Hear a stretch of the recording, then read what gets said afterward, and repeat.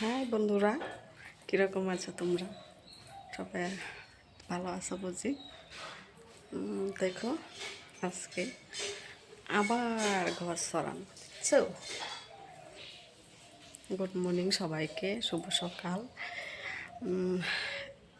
অনেক দেরি হয়ে গেছে, কিন্তু কী করব, ঘুটে গেছিলাম, সময়ই পাইনি আজকে। কী করব, কিছু ভুল হয়ে থাকলে তোমরা ক্ষমা করে দিও। তোমাদের মতন হয়তো আমার হয় না, কিন্তু মানুষ আসছে, আরো পাচ্ছি আমি। বাইরে মানুষ আসছিল, ডাকছিল আমায়, অল্প বাইরে গেছিলাম।